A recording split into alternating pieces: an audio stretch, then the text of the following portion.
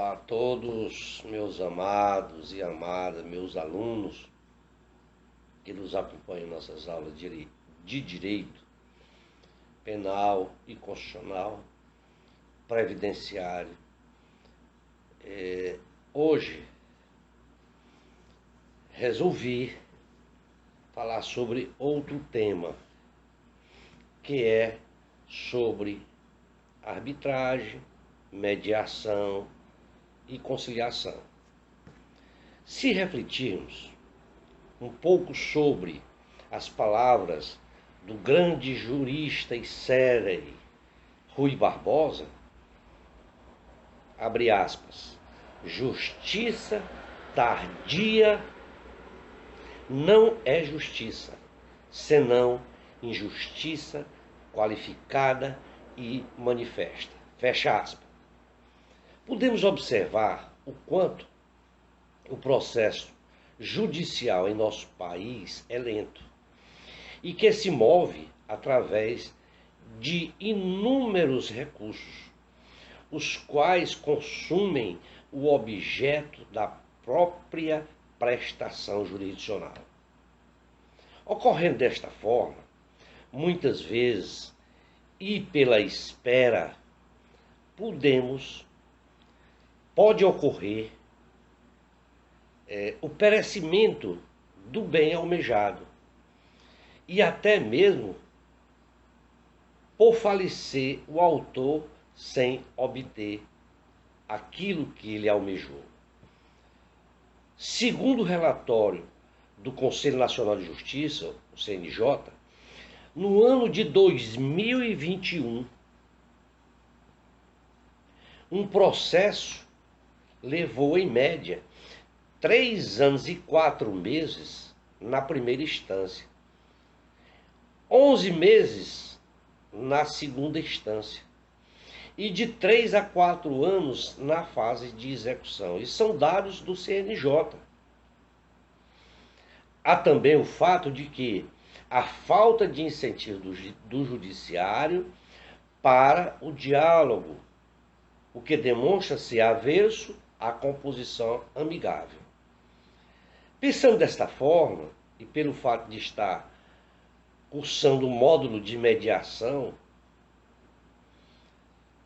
também pela leitura que fiz de um texto sobre o tema, resolvi escrever e repassar aos meus colegas de turma para que possam fazer uma apreciação sobre este tema, a arbitragem, a mediação e a conciliação, que podem ser um método alternativo para a resolução de conflitos.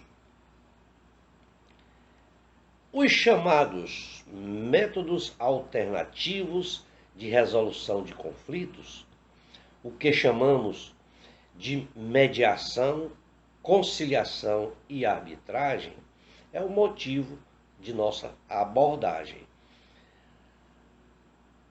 A mediação e a conciliação têm como definição a autocomposição direta, através da qual as próprias partes confeccionam uma solução viável ao impasse sem a intervenção de terceiros. Na doutrina, nós encontramos 3 formas de consenso. A primeira é a desistência, que é aquela em que o indivíduo renuncia ao direito e submete-se à vontade do outro, o que chamamos de ato unilateral. A segunda é a transação, aquela em que há a concessão recíproca, ou seja, as partes chegam a um denominador comum. E a terceira é a submissão, que é aquela em que uma das partes reconhece a pretensão da outra, deixando, portanto, de opor resistência.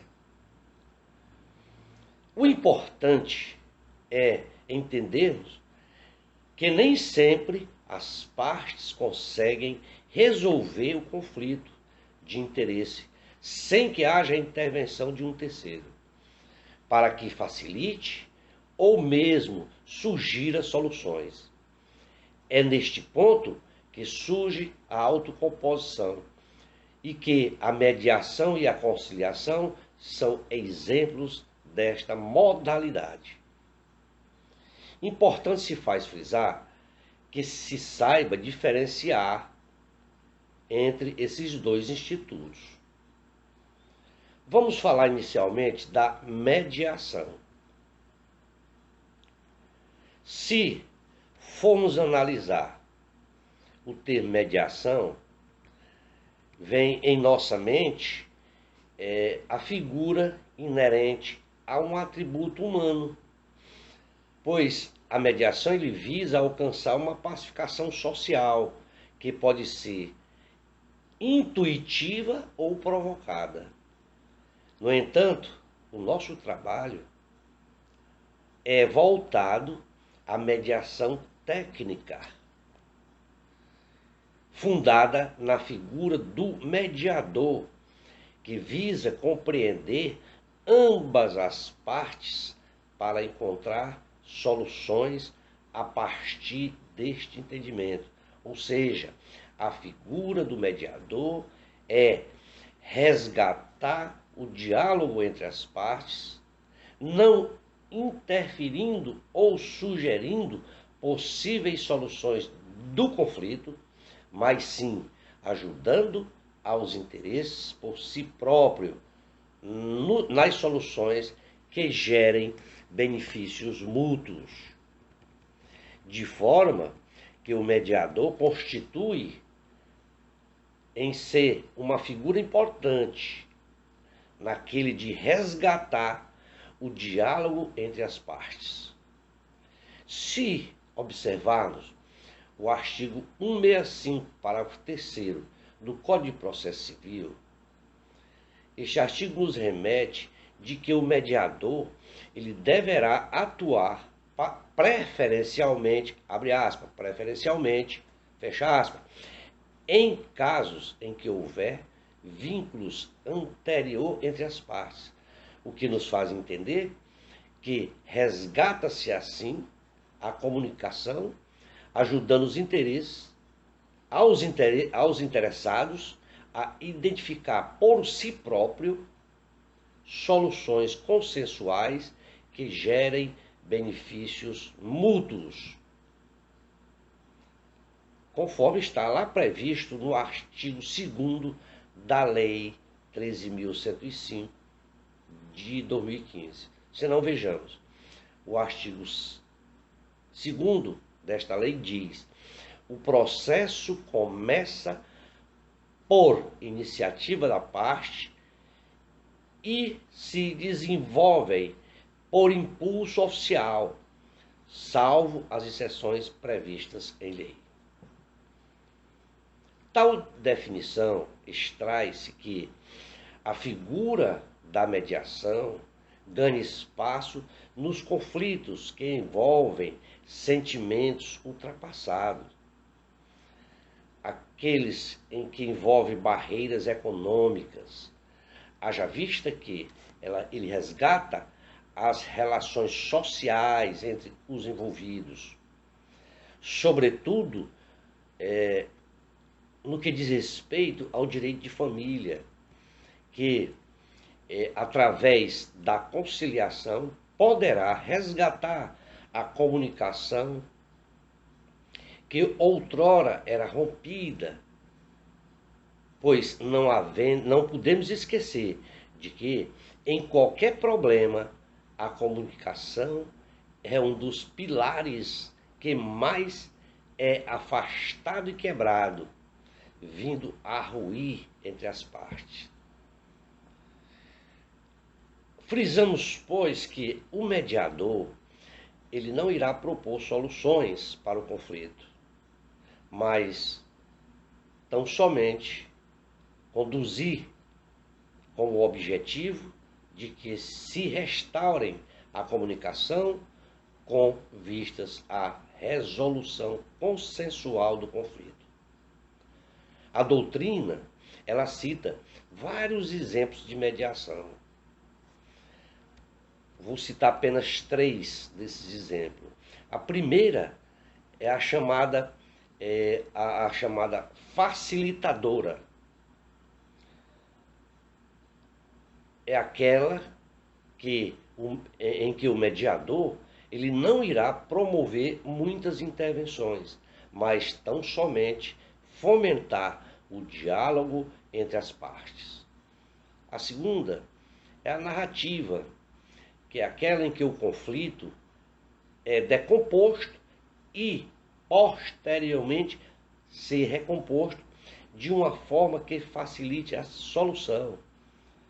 Momento em que as partes passam a narrar a sua versão e, após a intervenção do mediador, criam uma novo molde nos seus interesses e no interesse de todos os envolvidos. A terceira é aquela transformativa,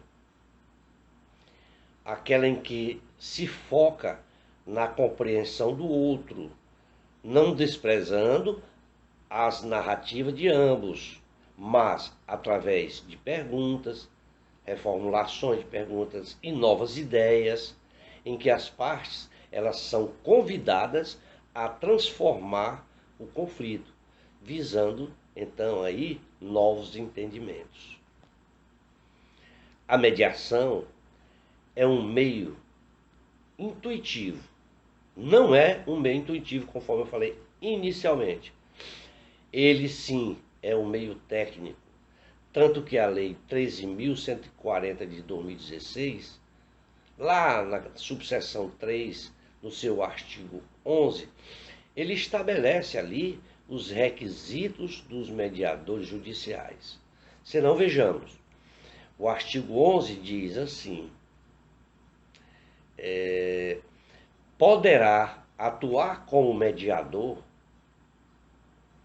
judicial a pessoa capaz, graduada há pelo menos 2 anos, em curso de ensino superior de instituição reconhecida pelo Ministério da Educação e que tenha obtido capacitação em escola ou instituição de formação de mediadores reconhecida pela Escola Nacional de Formação e Aperfeiçoamento de Magistrados, o ENFAM, ou pelos tribunais, observados os requisitos mínimos estabelecidos pelo Conselho Nacional de Justiça em conjunto com o Ministério da Justiça.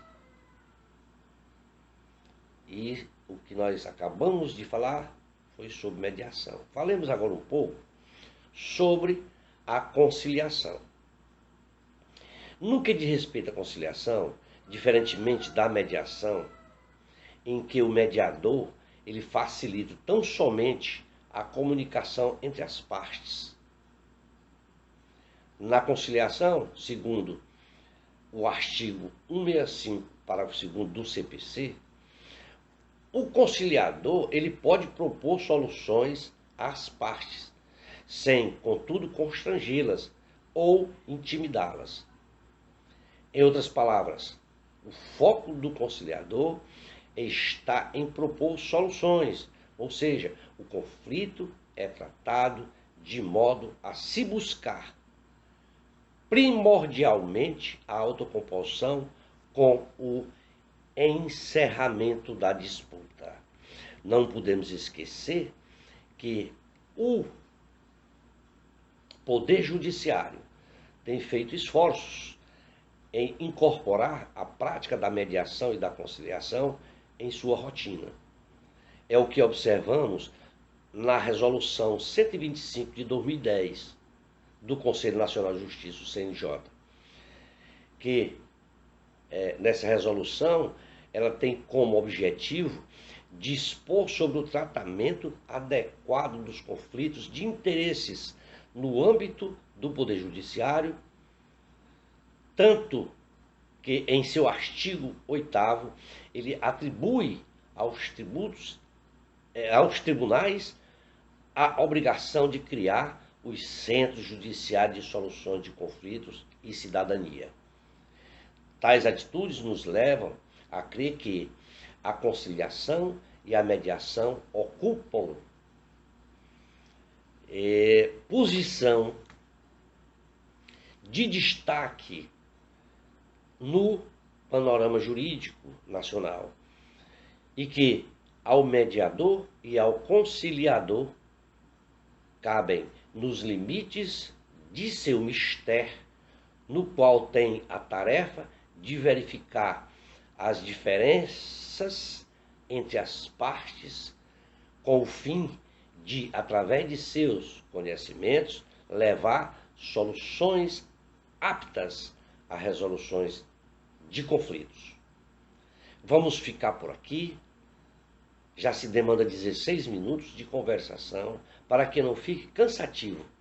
Em outra oportunidade, estaremos falando sobre a arbitragem. Forte abraço a todos, bons estudos em sala de aula. Haja vista que temos excelentes orientadoras. Forte abraço e até lá.